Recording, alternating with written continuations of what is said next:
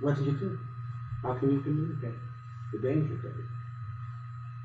But anyway, I'm talking now. Yes. No, what is fascinating of what you're describing is that you were describing the method of what the Sao Paulo Forum was doing in Latin America. First, the environment. 20 or 30 years of counterculture and materialism, and I usually say to my friends that if the generation of my father lived, Chavez would never be possible. He's possible in my generation. I remember that when I was young, when I came home, I always found my father sitting in his chair reading. And his friends too, reading, learning, studying. They had profound conversations. But what you have now in my generation is people coming home from work and putting on the TV. And just enjoying the entertainment industry. But no more studying as something that you do when you have free time. You study because you have to, because you go to university, you have to graduate, but not something that you do it because you enjoy it. You enjoy to learn. So that's the environment. The, let's say, relative ignorance. Ignorance not because people have not gone to school, but because their methods or their customs have changed.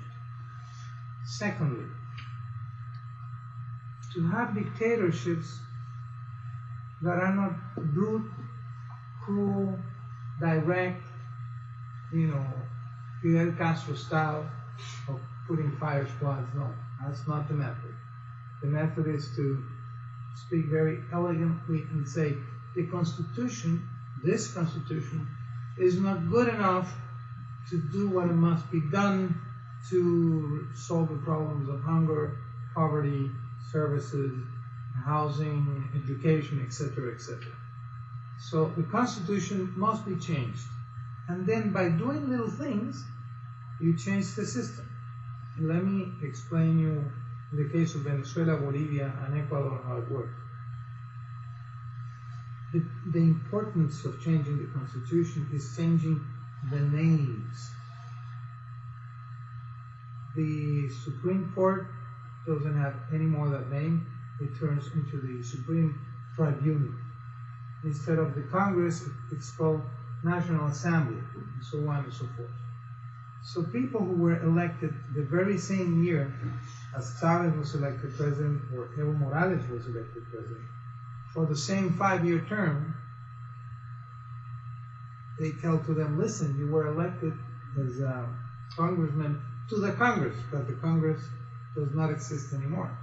The new Constitution has created a new public branch of power, which is the National Assembly. So you have to go home. Mm-hmm. Who elects the new members of the National Assembly? Well, the people who changed the Constitution because they absorb or they somehow arrogate special power to do that. So what Chavez and Evo Morales have been doing, and now Rafael Correa in Ecuador, is to change the Constitution in order to control all branches of power, all legally, always done through elections. The goal, the immediate goal, always, is to take control of the electoral system. For example, in Japan, which is the most dignified country probably in the world, elections are manually, vote is manually and you count manually. In Venezuela, which is a third world country, the elections are electronic. And the kind of machines they use for voting is the same kind of machines that in Italy they use to play bingo. And then if you want to vote in Venezuela, you have to go to a fingerprint reading machine like the one they have here in the entrance of the immigration in the United States. In Venezuela, if you want to vote, you first have to go through the fingerprint machine reading. So that eliminates the secrecy of the vote, because by comparing the list of people who have voted with the list of votes in the other machine, you can discover who voted for who. No, I'm in a second because we have reached this state in America, of course. where they are more and more introducing these electronic means. And for years, I and some others have taken the position that you should not allow your voting system to be done by any means that cannot be verified by a citizen off the street, right, who has just the basic education. Once you have put it into the hands of a or under the rubric of a process where manipulation of that process can only be verified by experts, then the country belongs to whoever can buy those experts. Yeah. Right? If they can be bought and sold, and most human beings can, then your elections have no outcome except what the highest bidder for those services is going to want, because nobody else can verify that tampering has not taken place. And so what you just said, I think, is obvious in some ways, that, but not to people here. So the position I take is characterized as, well, that's crazy, and you're just against progress and so forth. It's not. No, I love these little machines. They're quite useful. But not for voting. Not for voting, exactly. So once the Constitution is changed legally, quote unquote, and once the electoral system is taken by the executive, then the rest goes automatically. Elections every year in order to build the dictatorship, and it's done through elections. The model is exportable. Chavez has financed the career or the campaign of at least 3 acting presidents right now: Evo Morales in Bolivia, Rafael Correa in Ecuador, and Daniel Ortega in Nicaragua, and they're doing exactly the same thing of what Chavez did in Venezuela: change the constitution, control the electoral system, have elections every year, and build the dictatorship through laws that are passed legally and then approved in a popular referendum. So this is a new kind of dictatorship, and it's growing all over Latin America. There are 14 governments now that are related to the Sao Paulo Forum. It's a moderate side or moderate branch of the Sao Paulo Forum, and then you have the radicals.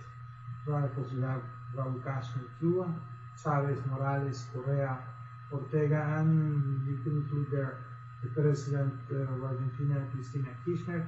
And in the moderate side, that are also members of the Foro de Sao Paulo, you have Lula, Tabaré Vázquez, Michelle Bachelet, Martín Torrijos, René Preval, Leonel Fernández, Fernando Lugo, 14 presidents of Latin America that they would love to see Obama do in the United States what they are doing in South America.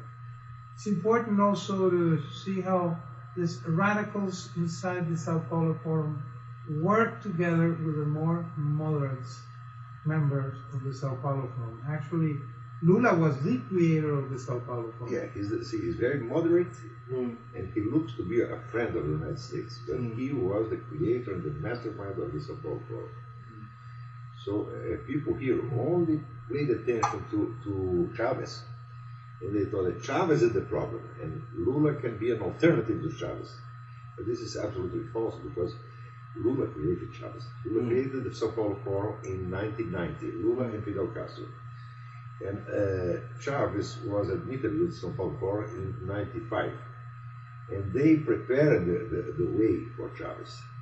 There is a speech that Lula made some years ago where he confessed that the Sao Paulo Forum has more than 2,000 organization members. He confessed that the Sao Paulo Forum was instrumental to put Chavez on power and to keep him there.